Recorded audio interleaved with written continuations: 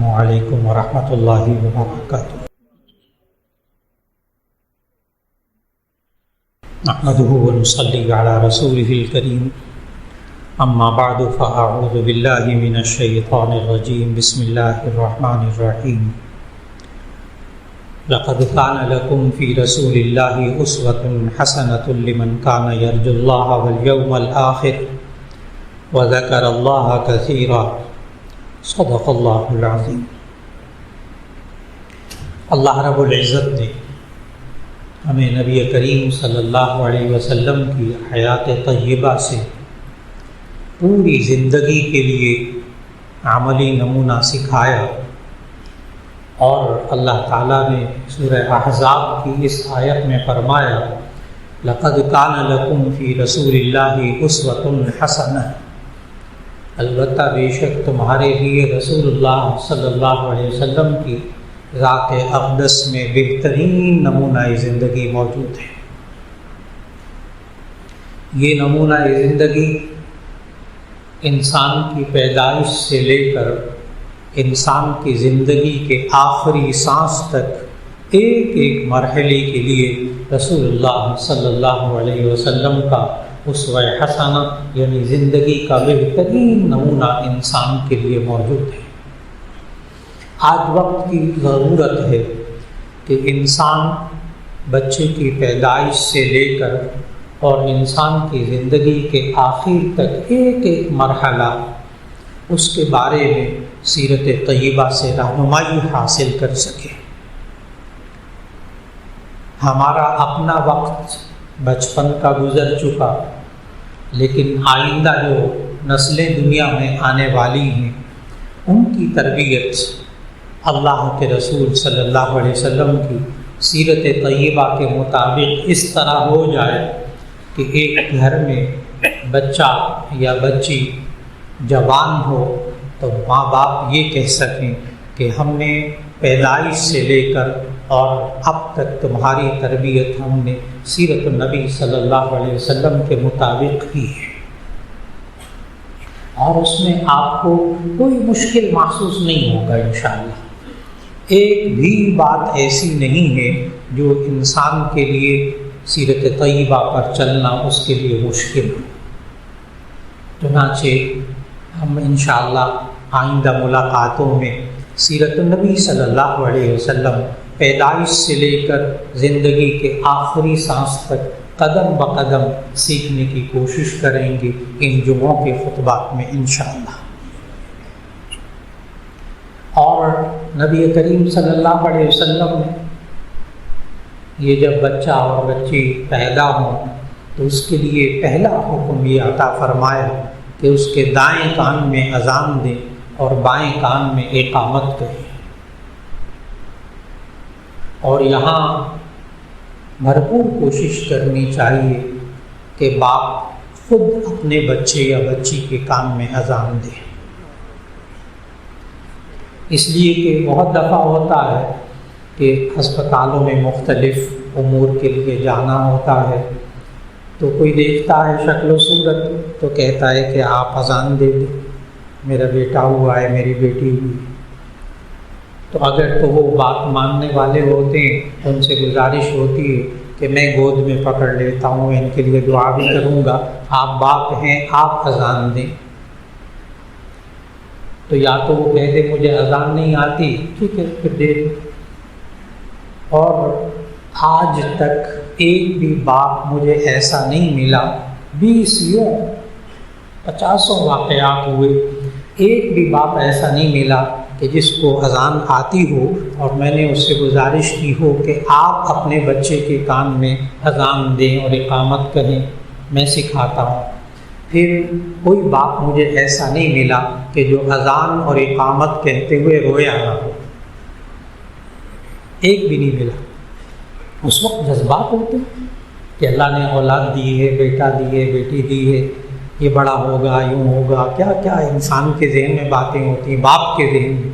تو جو جذبات باپ کے ہوتے ہیں اس اولاد کے لیے، نوزائیدہ بچے کے لیے، ظاہر ہے وہ ایک مولانا صاحب کے وہ جذبات تو نہیں بن سکتے، اور جس درد کے ساتھ جس دلی جذبے کے ساتھ باپ اپنے بچے کے اذان دے اور اقامت کہے، اس سے بہتر کوئی طریقہ نہیں۔ اس لیے بھرپور کوشش ہو کہ باپ اپنے بچے کے نہ آتی ہو، ٹھیک ہے، کسی بھی دوسرے شخص سے اذان کہی جا سکتی ہے، اقامت کہی جا سکتی ہے۔ اور ایک یہ بات خیال رکھنا چاہیے کہ بچے کے کان دائیں کان میں اذان اور بچے کے بائیں کان میں اقامت کہے، یہ بھی ایک عجیب بات ہوتی ہے۔ تجربہ کر کے کبھی دیکھیے گا، بچے کو جب آپ اپنی گود میں لیتے ہیں تو ہماری طرف جو ہے وہ عموماً بچے کا بایاں کان ہوتا ہے، ہم اپنے دائیں بائیں کے حساب سے اذان دیتے ہیں۔ یہ ایک بہت عجیب بات ہے، اس لیے کوشش یہ کرنی چاہیے دیکھا جائے بچے کا دایاں طرف کون سا ہے، ہم اپنے دائیں بائیں کو نہ دیکھیں۔ بچے کے دائیں کان میں اذان اور بائیں کان میں اقامت۔ ایک وقت تھا کہ کہا جاتا تھا چھوٹا سا بچہ ہے، نہ اس کو اذان کا مطلب آتا ہے، آخر کیوں اذان دیتے ہیں۔ لیکن اب گزشتہ 30-40 سال سے لوگوں نے یہ کہنا بند کر دیا ہے، اب کہنا بند کر دیا۔ اس کی وجہ یہ ہے کہ اب تو ڈاکٹر حضرات یہاں تک کہتے ہیں کہ بچے کی ماں پیدائش سے پہلے اس کے جو جذبات ہوتے ہیں، غصے کے جذبات، نفرت کے جذبات، وہ تک آنے والے بچے میں منتقل ہو جاتے ہیں۔ اب تو سائنس کھل کر کہتی ہے، سائنس تو اتنی اب ترقی کر گئی کہ ماں کے پیٹ کے اندر جو بچہ ہوتا ہے اس کے دل کے آپریشن آج یہاں ہو رہے ہیں کہ بچے کے دل میں سوراخ ہے تو اس کے پیدا ہونے سے پہلے اس کا آپریشن کر دو تاکہ اس کی جان بچ جائے۔ تو اب تو بچے کی دنیا میں آنے سے پہلے کے اعمال اثر انداز ہو رہے ہیں۔ اور بخاری شریف کی حدیث ہے جس سے ہمیں اذان کا فلسفہ سمجھ میں آتا ہے کہ بچے کے کان میں اذان اور اقامت کیوں کہیں۔ بخاری شریف کی حدیث میں ہے، نبی صلی اللہ علیہ وسلم نے فرمایا جب بچہ دنیا میں آتا ہے تو شیطان اس کو کوئی چیز چبھوتا ہے، وہاں ترجمہ لکھا ہے کچوکے لگاتا ہے۔ جب بچہ پیدا ہوتا ہے تو شیطان اس کو کوئی چیز چبھوتا ہے جس کی وجہ سے بچہ روتا چلاتا ہے، اور شیطان یہ کہتا ہے دیکھ اب میں آخری سانس تک تیرے ساتھ۔ اب تو دنیا میں آ گیا کیونکہ شیطان نے نا اللہ کی قسم کھا کر کہا تھا، قرآن مجید میں موجود ہے، اس کو جنت سے نکالا گیا فَبِعِزَّتِكَ لَأُغْوِيَنَّهُمْ أَجْمَعِينَ، تیری عزت کی قسم میں ان سب میں سے ہر ایک کو اغوا کروں گا۔ تو یہ پیدا ہوتے ساتھ بچے کے ساتھ لگ جاتا ہے۔ نبی صلی اللہ علیہ وسلم نے بتایا کہ جب بچہ پیدا ہوتا ہے تو فوراً شیطان اس کو کوئی چیز چبھوتا ہے جس سے بچہ روتا چلاتا ہے۔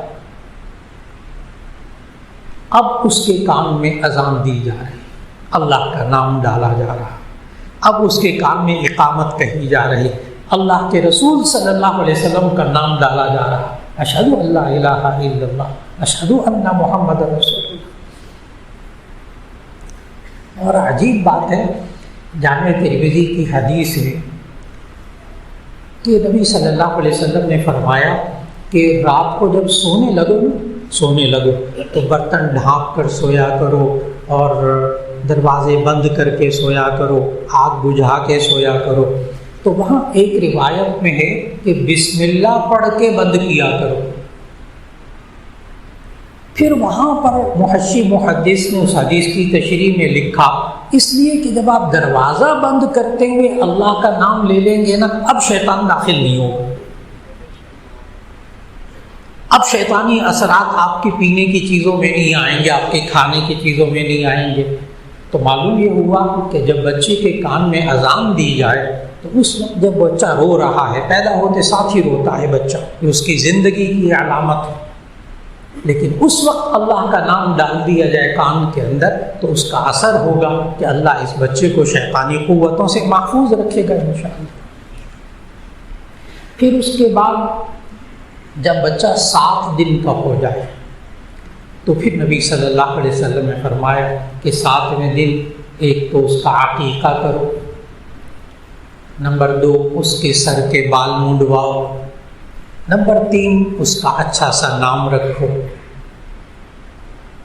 جب 7واں دن ہو جائے تو پھر یہ والے کام کیجیے۔ اس لیے بغور ان باتوں کو سنیے گا تاکہ جو بزرگ ہو گئے وہ اپنے پوتوں نواسوں نواسیوں کو بتائیں، ان کے لیے تربیت کریں۔ اگر ذہن میں موجود رہے گا تو بچوں کی تعلیم و تربیت ہو سکے گی۔ تو 7ویں دن بچے کا نام رکھیں، عقیقہ کریں، اس کے سر کے بال منڈائیں۔ اور نبی کریم صلی اللہ علیہ وسلم نے نام رکھنے کے لیے بھی ادب سکھائے اور عقیقے کے بھی ادب سکھائے۔ ایک تو یہ کہ 7ویں دن عقیقہ کرنا۔ اب حدیث میں نا یہ نہیں آتا کہ 7 دن بعد، حدیث میں ہے یوم السابع، 7واں دن۔ اب اس پر حضرت مولانا شرف علی صاحب تھانوی رحمۃ اللہ علیہ نے واضح الفاظ میں لکھا عقیقے کے بیان میں کہ 7 دن بعد کرنا سنت لازم نہیں ہے، تو فرض واجب نہیں ہے۔ آپ 10 دن بعد بھی کر سکتے ہیں، 11 دن بعد بھی کر سکتے ہیں، لیکن اگر آپ تاخیر ہو جائے کسی وجہ سے عقیقہ کرنے میں، بال منڈوانے میں، جیسے آج کل ہوتا ہے، آج کل بسا اوقات آپریشن ہوتا ہے تو ڈاکٹر حضرات کہتے ہیں ابھی 2-3 ہفتے لگیں گے، ابھی تھوڑا سا ٹھہر جائیں۔ کبھی یہ ہوتا ہے کوئی اور عارضہ ہوتا ہے کہ انسان 7ویں دن عقیقہ نہیں کر سکتا، تو حضرت مولانا شرف علی صاحب تھانوی رحمۃ اللہ علیہ نے فرمایا کہ اگر آپ 2 ہفتے بعد، 3 ہفتے بعد، مہینے کے بعد، 2 مہینے کے بعد، 6 مہینے کے بعد بھی عقیقہ کرنا چاہیں تو آپ 7ویں دن کا خیال کر لیں تو سنت پوری ہو جائے گی۔ اور یہ والا جو اب میں اگلا جملہ بتانے لگا ہوں، یہ خالص حضرت تھانوی رحمۃ اللہ علیہ نے لکھا کہ ہم 3 مہینے 4 مہینے کے بعد کیسے یاد رکھیں کہ 7واں دن کیسے ہوگا۔ تو مولانا شرف علی تھانوی رحمۃ اللہ نے لکھا جس دن بچہ پیدا ہوا ہے اس سے 1 دن پہلے عقیقہ کر لیں، چاہے 6 مہینے بعد کریں، چاہے 8 مہینے بعد کریں، وہ 7واں دن ہوگا۔ بڑی عجیب ٹیکنیک ہے، آپ حساب کر کے دیکھ لیجئے۔ جس دن بچہ پیدا ہوا ہے اس سے 1 دن پہلے عقیقہ کر لیں، وہ 7واں دن ہوگا۔ اگر ہفتے کو بچہ پیدا ہوا تو آپ 6 مہینے بعد، سال بعد عقیقہ کریں، لیکن آپ جمعے کو عقیقہ کر لیں 1 دن پہلے، وہ 7واں دن ہوگا۔ بڑا شاندار طریقہ بتایا سنت پر عمل کرنے کا۔ تو ایک تو یہ کہ 7ویں دن کا خیال کر لیا جائے، چاہے 2 ہفتے بعد ہو، چاہے 3 ہفتے بعد ہو۔ اور اگر بالفرض کوئی صاحب یہ کہیں کہ جی مجھے صرف اتوار کو چھٹی ہوتی ہے اور میں کسی دن عقیقہ نہیں کر سکتا، تو اسی صورت میں کوئی حرج کی بات نہیں، عقیقہ کرنا الگ سنت ہے، سنت غیر مؤکدہ، یعنی عقیقہ کر لیں تو ثواب، نہ کریں تو کوئی گناہ نہیں۔ 7ویں دن کر لیں تو ثواب، نہ کریں تو کوئی گناہ نہیں۔ اس کے لیے بڑی واضح بات یہ ہے، سنت غیر مؤکدہ ہے، اس لیے اس کو فرض واجب کی طرح ذہن پہ دباؤ نہ رکھا جائے۔ بسا اوقات ہوتا ہے بچے کی پیدائش پر اچھے خاصے اخراجات ہوتے، اب وہ عقیقہ کرنے کو پیسے نہیں ہوتے، اتنی بندہ نہیں استطاعت رکھتا، ٹھیک ہے کوئی بات نہیں، چند مہینے بعد کر لیجیے، جائز، سنت پوری ہو جائے گی۔ اور عقیقے کا فلسفہ اور اس کی حکمت بھی نبی صلی اللہ علیہ وسلم نے اپنے ارشاد میں بتائی۔ فرمایا الغلام مرتہن بعقیقتہ، یہ جو بچہ ہے نا یہ عقیقے کے بدلے میں رہن رکھا ہوا ہوتا ہے، گروی، جیسے ہم پیسے دے کر گروی چیز چھڑا لیتے ہیں، اس طرح عقیقہ کر کے انسان بچے کو مصیبتوں سے چھڑوا لیتا ہے، یہ عقیقے کا فلسفہ۔ پھر نبی صلی اللہ علیہ وسلم نے حضرت فاطمہ رضی اللہ تعالیٰ عنہ کو بتایا، حضرت حسن حضرت حسین رضی اللہ تعالیٰ عنہ کے بارے میں۔ یہاں میں خاص طور پر نا حضرت حسن حضرت حسین رضی اللہ تعالیٰ عنہ کے بارے میں بات کرنے لگا ہوں۔ نبی صلی اللہ علیہ وسلم کے اپنے ذاتی بچپن سے لے کر وہ باتیں آہستہ آہستہ عرض کروں گا، لیکن بعض حضرات کا یہ خیال ہے کہ نبوت ملی نبی صلی اللہ علیہ وسلم کو 40 سال کی عمر میں، لہذا جو شرعی احکام ہیں وہ 40 سال کی عمر کے بعد ہوں گے، فرض واجب سنت وہ نبوت ملنے کے بعد ہوں گے۔ نبوت ملنے سے پہلے کے جو نبی صلی اللہ علیہ وسلم کے کام تھے وہ ہمارے لیے شرعی نہیں ہے، شرعی طور پر فرض واجب نہیں ہے۔ یہاں تک یہ بات درست ہے کہ نبوت ملنے سے پہلے کے کام فرض واجب نہیں، فرض واجب تو ہوئے نبوت ملنے کے بعد جب وحی آنی شروع ہوئی۔ اس لیے میں اس وقت حضرت حسن حضرت حسین رضی اللہ تعالیٰ عنہ کو نبوت ملنے کے بعد نبی صلی اللہ علیہ وسلم نے بچوں کے لیے کیا سکھایا، اس کے سنت ہونے میں تو کوئی اختلاف نہیں۔ یہ اس سوال کا جواب دے رہا ہوں کہ میں نبی صلی اللہ علیہ وسلم کا بچپن کیوں نہیں بتا رہا، وہ بھی بتاؤں گا، لیکن ابھی وہ احکام جو سنت ہیں نبوت ملنے کے بعد، تو مشکات شریف میں حدیث موجود ہے کہ نبی صلی اللہ علیہ وسلم نے حضرت فاطمہ رضی اللہ تعالیٰ عنہ کو سکھایا کہ حضرت حسن حضرت حسین کی پیدائش پہ کہ تم ان کے بال منڈواؤ 7ویں دن اور بالوں کے وزن کے برابر چاندی خیرات کرو، پھر عقیقہ کرو۔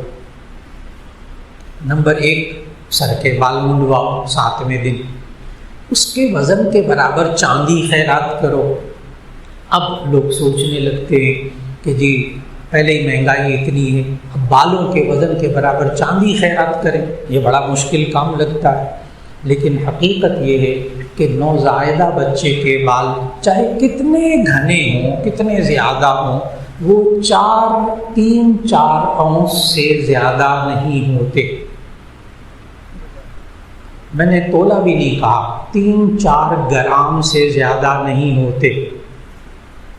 چلے آپ 5 گرام بھی لگا لینا، 5 اونس 5 گرام، تو آج کل چاندی ہے 2000 روپے کے قریب تولا، تو اس کا مطلب کیا ہوا کہ 1000 روپے کی چاندی زیادہ سے زیادہ بنے گی، اور 1000 روپے کے تو مٹھائی کا ڈبہ بھی نہیں آتا جس پر ہم اتنا خرچ کرتے۔ تو یہ سنت پر عمل کرنا بہت آسان۔ تو ایک تو یہ ہے کہ بچوں کے بال جو اتروائیں منڈوائیں، اس کے وزن کے برابر چاندی خیرات کر دیں، اور وہ 1000 روپے سے زیادہ آج کل نہیں بنے گی۔ پھر نبی صلی اللہ علیہ وسلم نے یہ فرمایا کہ جب بچے کے سر کے بال مونڈے جائیں تو ایسی صورت میں اس کے سر کے اوپر زعفران گھول کے لگا دیں۔ یہ بھی اس مشکات کی حدیث میں موجود، زعفران گھول کے لگائیں۔ اس کی وجہ محدثین نے لکھی کہ یہود بھی عقیقہ کرتے تھے، باقی آسمانی مذاہب میں عقیقہ موجود تھا، اس لیے نبی صلی اللہ علیہ وسلم کا بھی عقیقہ ہوا بچپن میں۔ لیکن سنت کب ہوا؟ جب نبوت مل گئی۔ تو نبی صلی اللہ علیہ وسلم نے فرمایا کہ یہود جب عقیقہ کرتے تھے تو اس وقت وہ جو ذبح کرنے کے بعد اس جانور کا خون نکلتا تھا، تازہ خون بہتا ہوا، وہ سر مڈانے کے بعد بچے کے سر پر اس کو لیپ کر دیتے تھے۔ یہ یہودیوں کا آج بھی ہے، عیسائیوں کے یہاں بھی ہے کہ جو عقیقہ کرتے اس کا خون لے کر بچے کے سر پہ لگا دیتے۔ تو نبی صلی اللہ علیہ وسلم نے فرمایا یہ خون تو ناپاک حرام ہے، کیوں اس پاکیزہ بچے کے اوپر لگاتے ہو؟ منع کر دی کہ تم نے یہ کام نہیں کرنا۔ اور پھر اس کے بعد نبی صلی اللہ علیہ وسلم نے فرمایا زعفران گھول کے لگا دو۔ اب زعفران بھی بہت مہنگا، کئی ہزار روپے کا تولا ہے اس وقت۔ اب لوگ گھبراتے ہیں اس سے بھی، اس سنت پر بھی عمل نہیں کرتے، لیکن بہت آسان، آپ 400-500 کی چند پتیاں لے لیں زعفران کی، 400-500 روپے کی، بڑی آسانی سے 1-2 چمچے پانی لیں۔ دیکھیں سنت پر عمل کیسے کرنا، چند زعفران کی پتیاں لیں، اس کو 1-2 چمچے پانی کے لیں، پیالے کے اندر اس کو گھول لیں، وہ پیلا پیلا پانی ہو جائے گا، اس کو سر کے اوپر لگا دیں، سنت پوری ہو گئی الحمدللہ۔ تو بال منڈوانے کے بعد سر پہ زعفران لگانا یہ بھی سنت۔ پھر اس کے بعد نبی صلی اللہ علیہ وسلم نے ہمیں یہ جو سمجھایا زعفران لگانے کے بارے میں، تو آج کل جدید سائنس جو ہے وہ یہ کہتی ہے کہ زعفران جو ہے وہ بہترین اینٹی سیپٹک ہے۔ زعفران بہترین، اور بھی بہت خصوصیات ہیں۔ اگر آپ زعفران کے بارے میں خصوصیات پڑھنا چاہیں، کیونکہ نبی صلی اللہ علیہ وسلم یہ بہت استعمال فرماتے تھے، اور اس بچے کے سر کے اوپر زعفران بھی گھول کے لگانا، تو زعفران کے بارے میں اگر آپ اردو میں پڑھنا چاہیں تو بہترین کتاب اس کے بارے میں طب نبوی اور جدید سائنس، طب نبوی اور جدید سائنس، یہ لکھی ہے ڈاکٹر خالد غزنوی صاحب نے، اور ان کا حضرت مولانا عبید اللہ صاحب رحمۃ اللہ علیہ سے بڑا رشتہ داری کا تعلق تھا۔ حضرت مولانا ارشد بھائی صاحب تشریف فرما ہیں، بلکہ میں دیکھ رہا تھا ابھی کہ حضرت مولانا عبید اللہ صاحب کی جو قبر مبارک ہے اس سے ذرا پہلے ڈاکٹر خالد غزنوی صاحب کی قبر ہے، تو ڈاکٹر خالد غزنوی صاحب نے طب نبوی اور جدید سائنس لکھی اور کمال کر دیا۔ انہوں نے ایک زعفران کا پورا چیپٹر لکھا ہے اردو میں، MBBS ڈاکٹر میں ہاسپٹل میں ہوتے تھے، اور انہوں نے اس زعفران کے اوپر کئی صفحے لکھے، اور عجیب بات بتا رہا ہوں کہ احادیث بھی لکھی، عربی میں احادیث، اور ان کا ترجمہ بھی لکھا زعفران کے بارے میں۔ تو زعفران کیوں لگائے؟ جیسے عام طور پر لوگ جب بال کٹواتے ہیں تو پھر اوپر شیونگ لوشن لگاتے ہیں، اینٹی بائیوٹک، اینٹی سیپٹک اور چیزیں بھی لگاتے ہیں، تو نبی صلی اللہ علیہ وسلم زعفران سکھایا۔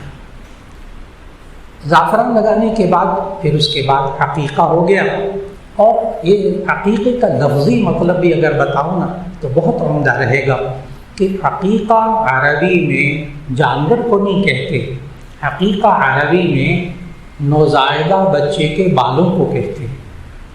عربی لغت جب آپ دیکھیں گے تو عقیقہ کہتے ہیں نوزائیدہ بچوں کے بال، چونکہ اس بالوں کے کاٹنے کے بعد پھر وہ جانور ذبح کرتے تھے تو اس جانور کو ہی عقیقہ کہا جانے لگا۔ آج کل عقیقے کی سنت پر لوگ ایک اور وجہ سے عمل نہیں کرتے، اور وہ یہ ہے کہ ہم نے عقیقہ کرنا ہے، لوگوں کو بلانا ہے، دعوتی کارڈ بھی چھاپنے ہیں، پھر اتنے کئی لوگوں کو بلانا ہوگا، پھر جو آئے گا وہ ہدیہ تحفے کے اوپر بھی خرچہ کرے گا، نئے کپڑے بھی بنوائے گا، پھر گھر کے اندر بھی بہت اچھا کئی لاکھ روپیہ آج کل صرف عقیقے پر خرچ کیا جا رہا ہے، جو سنت کے مطابق نہیں ہے، اس لیے اس سے بچنا چاہیے۔ ماشاءاللہ الحمدللہ، حضرت تشریف لے آئے جی، اہلاً وسہلاً مرحبا، حیاک اللہ بالصحۃ والسلامہ۔ الحمدللہ الحمدللہ الحمدللہ۔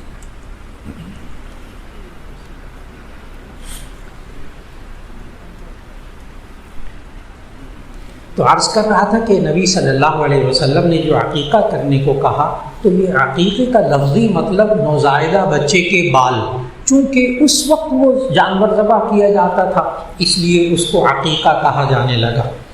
اب رہا یہ سوال کہ عقیقہ بچے کی طرف سے، لڑکے کی طرف سے 2 کیے جائیں، لڑکی کی طرف سے 1 کیا جائے، تو اس کے بارے میں ذہن میں رکھنا چاہیے کہ اصل میں یہ بات بھی نبی صلی اللہ علیہ وسلم نے یہود کی مخالفت میں فرمائی تھی۔ حدیث میں آتا ہے کہ جب نبی صلی اللہ علیہ وسلم مدینہ طیبہ تشریف لائے تو وہاں یہودی لڑکے کی پیدائش پہ بیٹا ہوتا تو تب تو 1 جانور عقیقہ ذبح کرتے، اور جب بیٹی ہوتی تو ایسی صورت میں عقیقہ نہیں کرتے تھے۔ عقیقہ کیا، وہ تو خوشی بھی نہیں مناتے تھے۔ عربوں میں تو یہاں تک تھا کہ بچی پیدا ہوتی تھی تو کبھی کبھی اس کو زندہ چھوڑا جاتا تھا، ورنہ بچی کی پیدائش کے فوراً بعد اس کو گڑھا کھود کے اس میں زندہ دفن کر دیا جاتا تھا۔ اللہ تعالیٰ نے قرآن مجید میں سورۃ التکویر کے اندر یہ سوال کیا کہ قیامت کے دن یہ سوال ہوگا، وَإِذَا الْمَوْءُودَةُ سُئِلَتْ بِأَيِّ ذَنبٍ قُتِلَتْ، اس وقت زندہ درگور، زندہ قبر میں گاڑی جانے والی بچیوں سے پوچھا جائے گا تمہیں کس گناہ میں قتل کیا گیا۔ اتنا برا سمجھتے تھے اس معاشرے کے اندر بچیوں کی پیدائش کو، اس لیے عقیقہ کرتے ہی نہیں تھے۔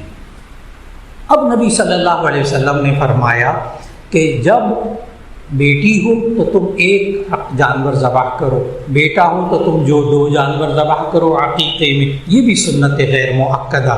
اگر آپ بیٹے کی طرف سے بھی 1 جانور ذبح کریں گے تو بھی ٹھیک،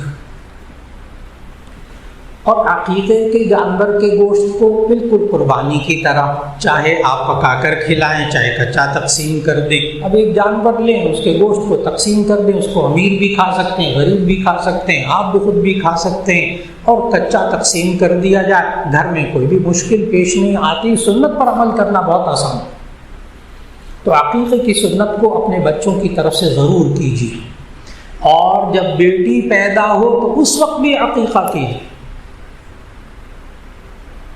یہ آج پھر ہمارے معاشرے کے اندر یہ بات آ گئی ہے, سوائے ان گھروں کے جن میں دینداری موجود ہے وہ بچیوں کی پیدائش پہ بھی خوشی مناتے ہیں, اور ہمارے معاشرے کے نوجوان اب بزرگوں کا یہ فرض ہے کہ اپنی نوجوان نسل کو سمجھائیں, نوجوان شادی شدہ جوڑوں کو سمجھائیں, گھر میں گھر والوں کا ذہن بنائیں کہ بچی کی پیدائش پر بھی عقیقہ کرنا ہے, بچی کی پیدائش پر بھی خوشی منانی ہے. یہاں ہمارے معاشرے کے اندر اب یہ حال ہو گیا ہے, پہلی بچی ہوتی ہے تو کہتے ہیں بہت مبارک ہو, بڑی اللہ کی رحمت ہے. دوسری خوشی ہوتی ہے تو دلاسا دیتے ہیں کوئی بات نہیں لڑکا بھی پیدا ہوگا. اور تیسری بیٹی پر ہمارے معاشرے میں طلاقیں ہوتی ہیں کہ یہ عورت تو بچیاں ہی پیدا کر رہی ہے, بیٹا پیدا ہی نہیں کر رہی. حالانکہ سائنس کہتی ہے کہ اس میں قصور مرد کا ہوتا ہے, عورت کا نہیں ہوتا. اور آج ہمارے نوجوان معاشرے کے اندر ذہنی صورت کیا ہے لڑکیوں کی پیدائش پر, اس کے لیے صرف سورہ نحل کی ایک آیت تلاوت کر کے اس کا ترجمہ کر کے بات مکمل کرنے لگا ہوں کہ اس وقت جب نبی صلی اللہ علیہ وسلم کے سامنے عرب معاشرہ تھا, کفار کا معاشرہ تھا, تو ان کفار کی ذہنیت کیا تھی آیت پڑھنے لگا ہوں. دیکھیے گا کہیں ہمارے نوجوان شادی شدہ بچوں کا یہ والا ذہن تو نہیں ہو گیا جو اس وقت غیر مسلموں اور کافروں کا ذہن تھا. میں آیت پڑھ کر صرف ترجمہ کروں گا, آپ کو اندازہ ہو جائے گا. وَإِذَا بُشِّرَ أَحَدُهُم بِالْأُنثَىٰ ظَلَّ وَجْهُهُ مُسْوَدًّا وَهُوَ كَظِيمٌ يَتَوَارَىٰ مِنَ الْقَوْمِ مِنْ سُوءِ مَا بُشِّرَ بِهِ أَيُمْسِكُهُ عَلَىٰ هُونٍ أَمْ يَدُسُّهُ فِي التُّرَابِ أَلَا سَاءَ مَا يَحْكُمُونَ. ترجمہ عرض کرنے لگا ہوں, سوچیے گا ہمارے نوجوان بچے بچیوں کا ذہن کیا ہو گیا. نوجوان دلہا کا پہلے بچے کی دفعہ کیا ذہن ہوتا ہے, دوسرے کی دفعہ کیا ذہن ہوتا ہے. اذا بشر احدهم بالانثى, جب ان کو بیٹی ہونے کی خوشخبری دی جاتی ہے. اذا بشر احدهم بالانثى, جب ان کو بیٹی ہونے کی خوشخبری دی جاتی ہے, ظل وجهه مسودا, تو ان کا چہرہ سیاہ ہو جاتا ہے غصے سے. وہ کظیم, غصے میں آ جاتا ہے بیٹی کیوں ہوئی. ساس بھی ناراض جو خود لڑکی وہ کہتی بیٹی کیوں ہوئی. اس لڑکی سے نفرت جس کے ہاں بیٹی ہوئی ہے. قرآن اذا بشر احدهم بالانثى ظل وجهه مسودا وهو كظيم, جب اس کو بیٹی ہونے کی خوشخبری دی جاتی ہے تو اس کا چہرہ سیاہ ہو جاتا ہے, یہ غصے والا, وهو كظيم, وہ غصے والا ہو جاتا ہے. یتوارا, سوچیے گا ذرا, یتوارا من القوم من سوء ما بشر به, وہ لوگوں سے قوم سے چھپتا پھرتا ہے اس خوشخبری کی وجہ سے جو اسے دی گئی ہے تیرے یہاں بیٹی ہوئی. یہ نوجوان ساتھیوں کو نہیں بتاتا کہ میرے گھر میں بیٹی ہوئی, مٹھائی نہیں بانٹتے بیٹی ہونے میں, بیوی سے بولنا بند کر دے بیٹی ہوئی. یتوارا من القوم من سوء ما بشر به, لوگوں سے اپنے آپ کو چھپاتا پھرتا ہے اس وجہ سے جو اس کو خبر دی گئی ہے. یتوارا من القوم من سوء ما بشر به, آگے ایمسکہ علی ہون, یا تو اس ذلت کی وجہ سے روکے رکھے اس کو, ام یدسہ فی التراب, یا اس کو مٹی تلے دبا دے.